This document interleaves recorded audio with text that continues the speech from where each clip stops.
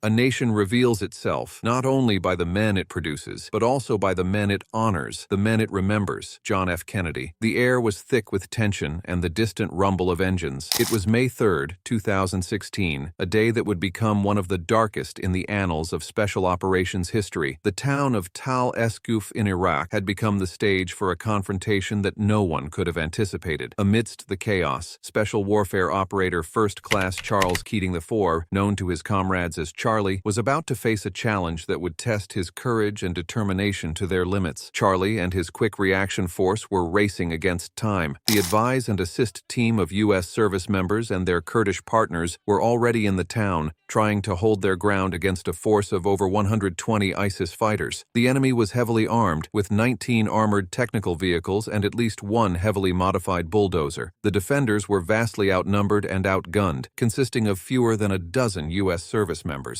As Charlie's team approached, they could see the chaos unfolding ahead. The enemy had broken through the forward lines and was now inside the town. Gunfire echoed through the streets, and explosions shook the ground. Charlie's heart pounded, but his resolve was unshakable. He knew the stakes, and he knew what had to be done. "Get ready, men!" Charlie called out over the roar of the engines. "We're going in hot. Stay sharp and follow my lead." The team disembarked and quickly took up positions on a rooftop, joining the beleaguered advise and assist team. They were immediately met with a hail of gunfire. Bullets whizzed past, and the air was thick with smoke and the smell of gunpowder. The Kurdish forces, who had been certain they wouldn't survive the day, felt a surge of hope seeing Charlie arrive. They knew who he was and what he was capable of. Charlie wasted no time. He started calling out enemy positions and directing the fire of his teammates. "Over there, by the third building, 2 more on the left flank." His voice was calm and authoritative, cutting through the chaos. The severity of the situation had not gone unnoticed, and air support was called in. The sky above roared with the sound of F-15s, F-16s, drones, B-52 bombers, and multiple A-10 Warthogs. The airstrikes were meant to thin out the enemy's overwhelming numbers, but in war, plans rarely go off without a hitch. One of the first bombs dropped on the enemy's position missed, landing just behind them. This miscalculation emboldened the ISIS fighters, pushing them to advance aggressively on Charlie and his team. "Hold the line!" Charlie shouted,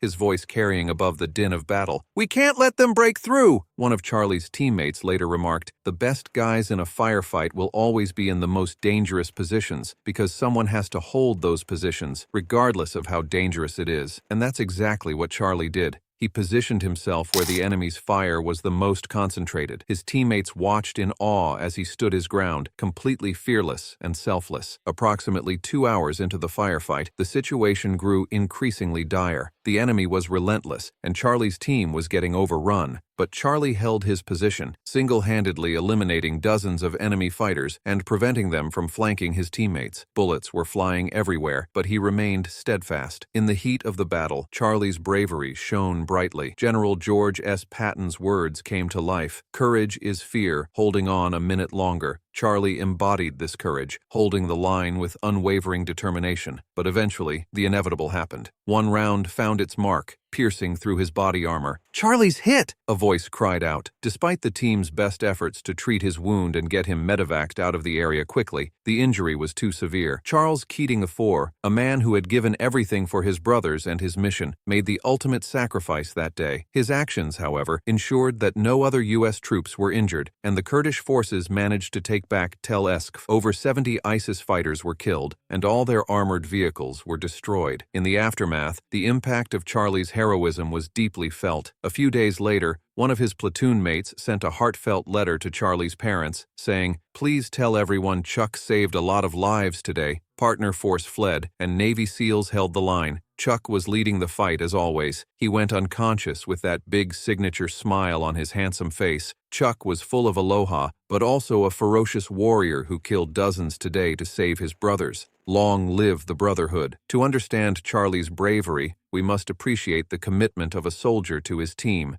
You see, the battlefield forges bonds that are unbreakable, revealing the true character of those who fight. Winston Churchill's words resonate deeply here. Never was so much owed by so many to so few. Charlie's actions on that rooftop demonstrated that even in the face of overwhelming odds, one person's courage can change the course of a battle and save countless lives. The Kurdish forces and U.S. troops who fought alongside Charlie will never forget his sacrifice. As the Marine Corps motto states, Semper Fidelis, always faithful. Charlie's faithfulness to his brothers in arms and his mission exemplified this creed, and his legacy will endure in the hearts of those who witnessed his heroism. Charlie was born on February 1, 1985, in Phoenix, Arizona, into a family with a rich history in competitive sports. His father was an American former competitive swimmer who represented the United States in the 1976 Summer Olympics. His grandfather also achieved great heights, winning the National College Championship in the 200-yard breaststroke at the NCAA Swimming and Diving Championship. Additionally, they were related to the legendary four-time Olympic medalist Gary Hall Sr. and the 10-time medalist Gary Hall Jr.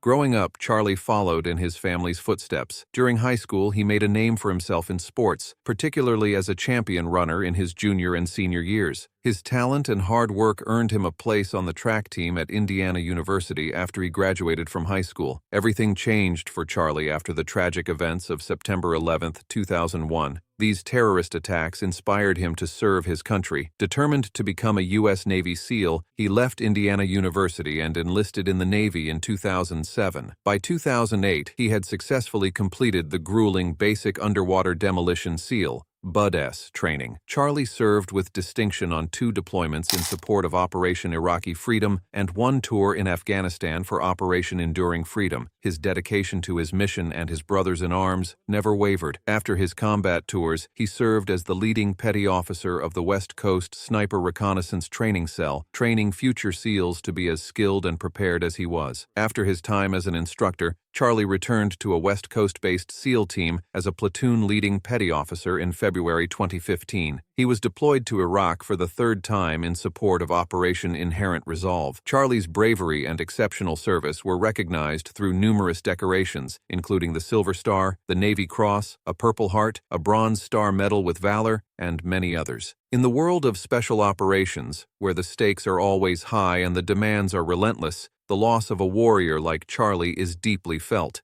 His story serves as a powerful reminder of the bravery and sacrifice that define the men and women in the military. They are the silent professionals who stand ready to defend freedom, no matter the cost.